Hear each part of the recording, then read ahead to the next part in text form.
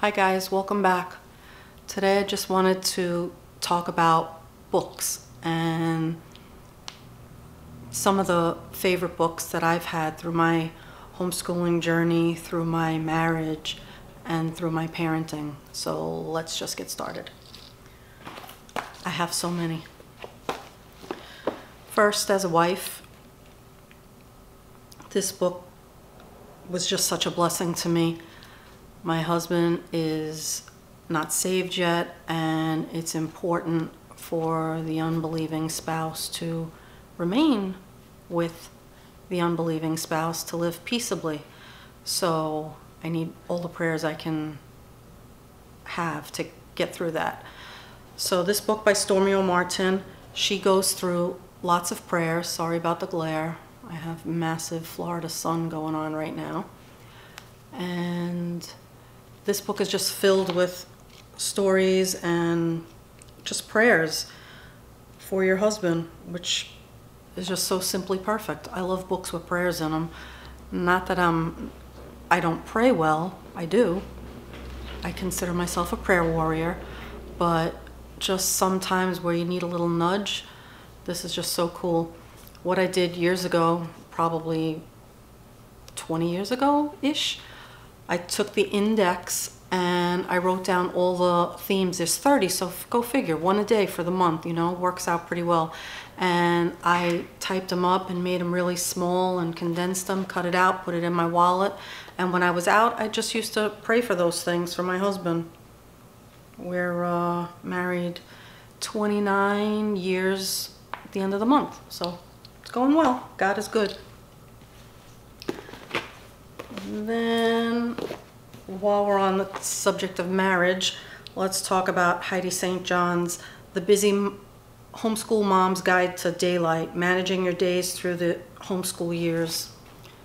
I have the other one on Kindle, so can't really show that to you. And I also am waiting for Prayers of the Battlefield. Prayers for the Battlefield. I'm on the launch team, and reading that has just been so amazing. You know, we are in a war, we're in a battle for our families, for our husbands, for our marriages, for our kids. And Heidi just speaks to the heart of being a woman who, you know, there's so many of us that have husbands and children. And she just writes to the heart of what we need to grow in. Being on the battlefield, praying, and especially one of the stories in here, getting stuck in the homeschool vortex, you know, or I don't know if it was in this one or the other one. Anyway, years ago, going to the homeschool conventions, we call it the uniform. Everybody seemed to be in a long denim dress or skirt and had long hair. You know, I guess that was the stereotypical homeschooler, that's what people thought of us who homeschooled. Now at 54, I just want to have some style. I got my Vans on. So anyway, it was funny. And I just heard so many speakers at that convention. A lot of Christian veterans, people who started homeschooling when it was illegal. And oh my goodness, I didn't bring the big books out. Oy, I wanted to bring those out.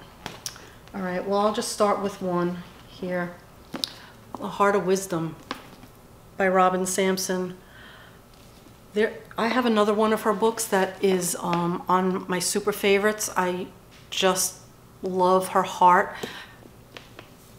Basically, she talked about having a Holy Spirit-led homeschool, which I love that. You know, if we make the Bible the center of our homeschooling, then everything else will, you know, go okay. Nothing's perfect.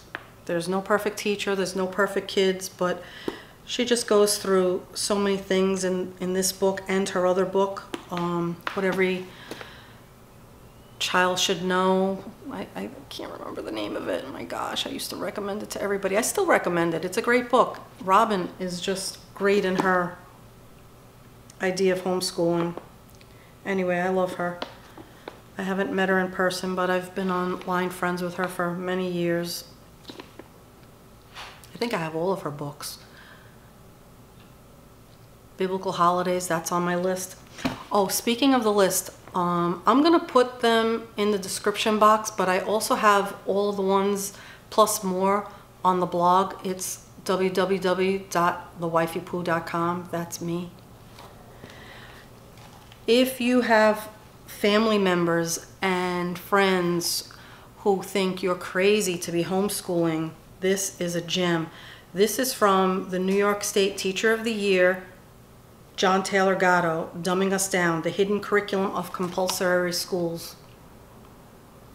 This is an awesome book. I got this book because, as some of you know, my husband isn't saved yet, and I wanted to give him something that was secular, that kind of gave a good enough reason why our kids shouldn't go to school. Because, you know, when I said I was going to do that in 1988, people thought I was off my bonkers. My mother's like, they're not going to have any friends? And then when we started to homeschool, boy, that was a whole different story. My parents were big proponents of homeschooling. My dad was Native American, and then when we moved to Florida, he did some shows for the kids, and he did some talks for the kids, so it was really cool. And they always made comments about how great homeschool kids are, you know, and how attentive they are. My dad also used to go into the public schools and do shows and speak about being Native American, and he just saw the difference in questions our kids would ask as opposed to public school kids. So I highly recommend this if you have anybody in your life that just wants to know a little bit more about herding mentality and making worker bees out of your kids, and just having like this robot mentality in schools. I'm not saying all schools. I don't want hate mail or hate comments. Anyway, another author I love so much is Sally Clarkson. This is the first book that I got by her, Educating the Wholehearted Child. And again, she just talks about lots of books and different things to do around the house, different ways to love your children. It's always so good. Narrating to your kids, reading. She's got a little bit of everything in here. Dressing up, music centers. You can, this book has been updated so you could get a revised edition. I just love Sally. She just speaks to the heart of women and making a warm, comfortable sanctuary in your home for moms. I just love her. I love Heidi St. John. I love Jessica Hulsey. I love all the veteran homeschool moms.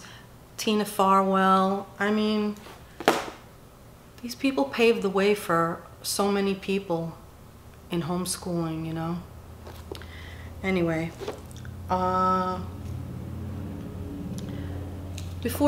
should have started with this one first. Discovering your children's gifts. This is not only for homeschooling, this is for every parent. If you want to know why your kid is a certain way and why you're banging heads with them, it might be just because you don't understand them fully. You may think you know them, but God has designed each of us, each of our children, with certain gifts. In this book, they talk about the different gifts and how they operate and how they work and what they look like. There's a whole little thing that you could fill out. You don't have to do all of that unless that's the type of personality you are.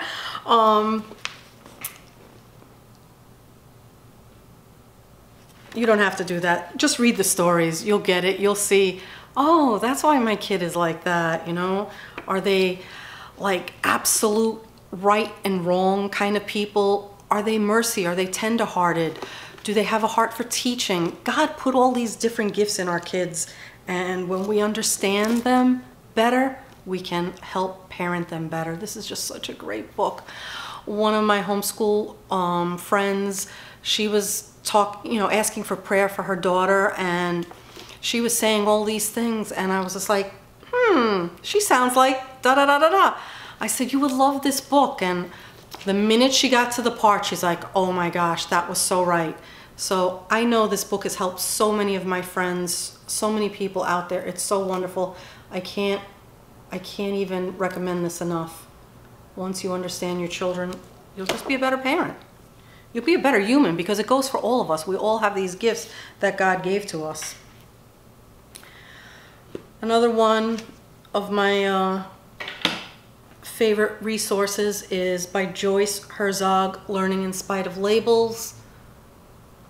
Back in the 90s, nobody wanted to have a kid that had a label with anything. She gives practical teaching tips and Christian perspective on education. And she's just a wonderful resource. She's a sweet woman.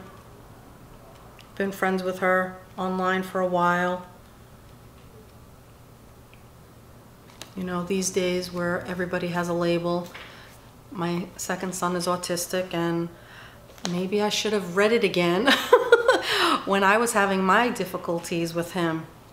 But seriously, one of the best things people told me, and I try to pass on to everybody else, the best thing to do, you know, when you're just starting out homeschooling, and I think I said it in the other video, is just read on the couch with your children. Just read aloud, whether it's the Bible, good storybooks, just read. It's such good snuggle time. It's such a good bonding. And you might say, oh, well, my kid can't sit still. Don't make them sit still. Have them bounce on a ball. Have them do tumble sauls. You know, just get it in. Their spirit man will hear. Doesn't matter what label they are. Children can learn. God made us to learn. He's a good, faithful God. This one I heard this man and his wife years ago at the convention, Monty and Carrie Swan. I forgot to bring her book in. That book I used to read every January for some reason.